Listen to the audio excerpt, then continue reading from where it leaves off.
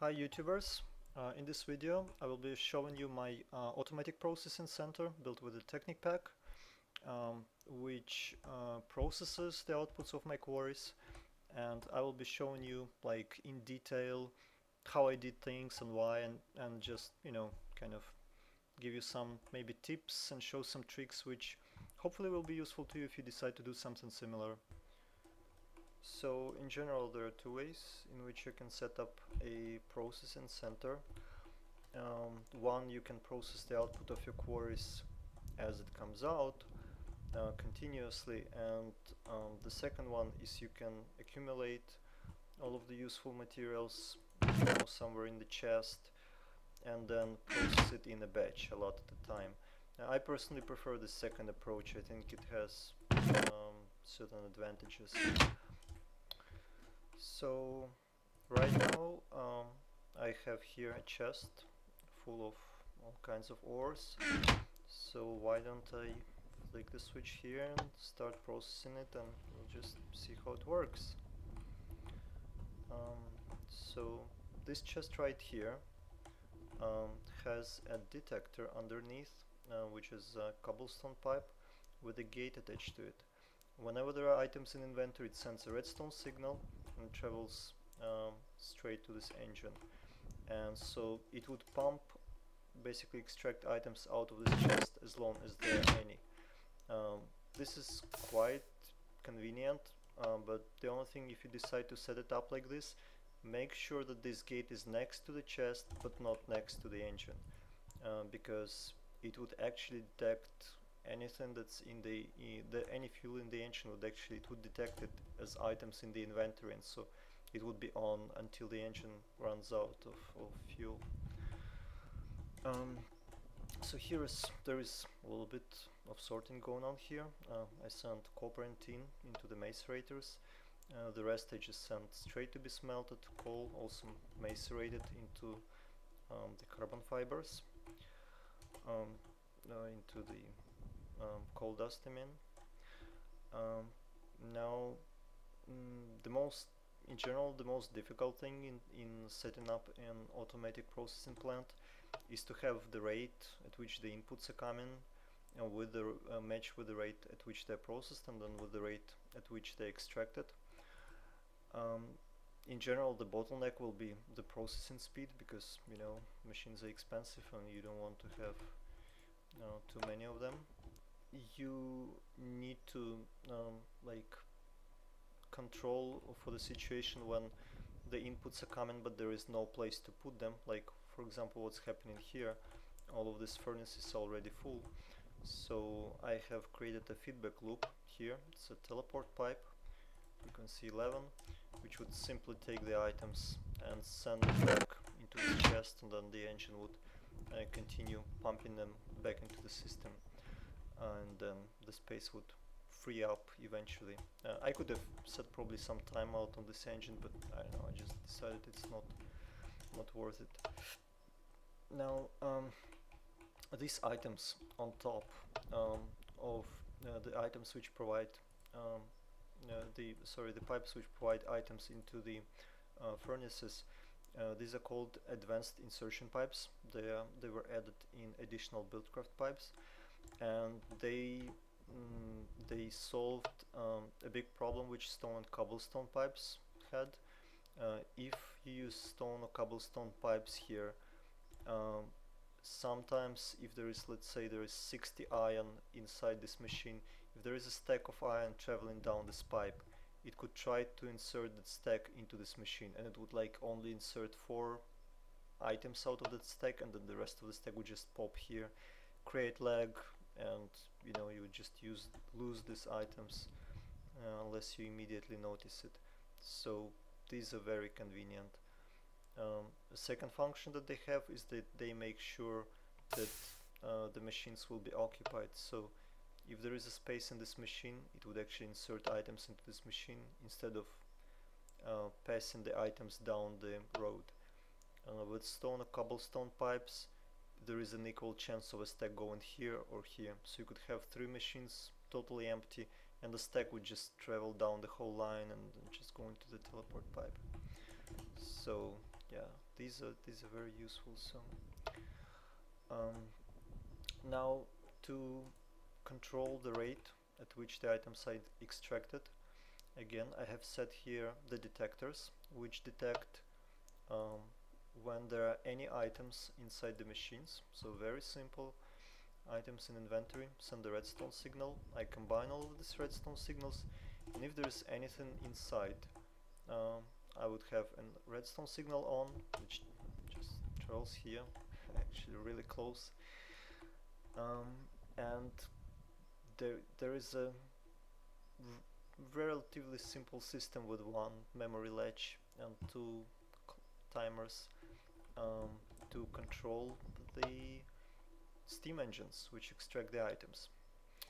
Um, Now, if you're setting up something like this, you can actually use a bunch of redstone engines here and just leave them on constantly, and you know they would get red hot, and um, I mean they would never explode because redstone engines never explode, and they would actually extract items at a reasonably fast speed. But I just felt that steam engines are kind of more, I don't know, in a spirit of industrial spirit, so I decided to set it up with the steam engines, and I actually fire them with sticks because I don't want these engines working on all the time. Um, Sticks have short burn time, just 5 seconds, and the engine can make 2 strokes burn in one stick. And 2 strokes actually allow it to extract more than half of the stack out of this inventory. So that's kind of enough. You know, I don't. If I had these engines being on constantly, they would be basically burning extra fuel and extracting more than is really available there. So there is a simple system. One clock sets a time that these engines would be idle. Another clock sets the time that they are on, which is 5 seconds, the burning time of the sticks, and RS NOR latch between them. One clock controls one side, another clock controls another side. Very simple and very convenient system which you can use. Now, as usual, the items are extracted from the back of the machines, go into the metal pipes to be combined. One thing which I didn't know and which I noticed is that if you have like redstone wiring next to metal pipes, or like even underneath here, they actually when the wiring goes on, it would actually mess up the metal pipes and the items would be just getting stuck. So I had this problem when I had metal pipes right here and they were getting messed up by this wiring, and it took me some time to figure out, so I actually didn't know that. Okay, so the rest of the system is iron ingots are going into the like final location where I keep all of my smelted stuff. The macerated dust goes into the auto crafting tables. This is being crafted into bronze, and this is into carbon mesh. Yeah, I'm just using redstone engines here because actually one stroke of redstone engine would extract only one item out of crafting table. You cannot extract like a stack of items, so you know it doesn't really make sense to use anything other than the redstone engine here. Another kind of useful thing um, is this distribution pipe. What it allows to do is control how many of the input items are going in the different routes. So for example, I'm using this extractor to convert water cells into the coolant cells for the reactors.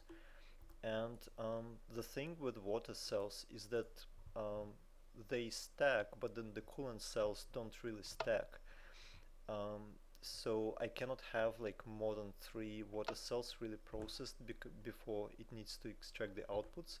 So what I want is I want all the water cells to be equally distributed between these machines. So actually the distribution pipes are really useful for that. So the items, the water cells for example, come out of this chest, they come to this pipe, and I want 1/3 of the items going this way and 2/3 going this way. And so I just sent red output to 1, yellow 2, and you know, that's what happens. Like each one items goes here, 2 items go here, and then here I want 1 and 1, so that half of the items go this way, half of the items go to the third machine. Just set it to 1 and 1, and it actually splits those water cells equally. So it's quite nifty. And then another convenient thing about the advanced pipes actually come to play here. Okay, well, I extracted the whole stack, so never mind. They were coming one by one into this chest, it would work, but it didn't work because the steam engine just pulled out the whole stack. So my demonstration kind of failed here. Yeah, but the good thing about advanced insertion pipes is that even if the item is coming here, it would never go here unless there is a space in this machine. So for all practical purposes, even though these 3 pipes are close to each other, for all practical purposes you can actually consider that they are not connected to each other. The last thing that I want to show you is the automatic fuel delivery system for the steam engines. So I have 12 machines, so I have 12 steam engines and they are burning sticks. So you know, manually replenishing sticks for them would be like a huge pain in the butt. So I'm using logistics pipes and a small logistic network to replenish them with sticks. These are simple supplier pipes.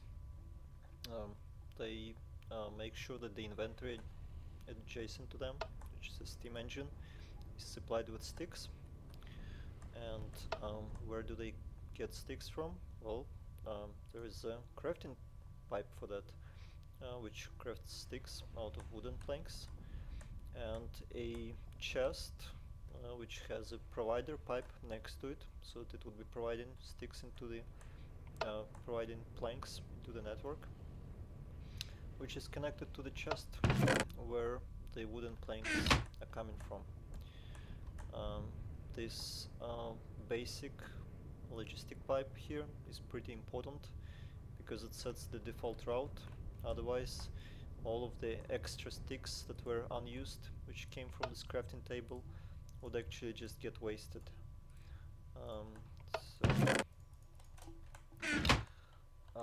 And yeah, the final really convenient thing, I'm using an ender chest here. So if I want to replenish these wooden planks, I actually don't even need to go down here. I can just replenish them here, for example, my kind of central location. So it's very convenient to use ender chests as part of your logistic network, I find. So yeah, so you have basically seen pretty much all of the automatic processing part. I have a lot more here. I have automatic crafting. Oh, look at that. Oh,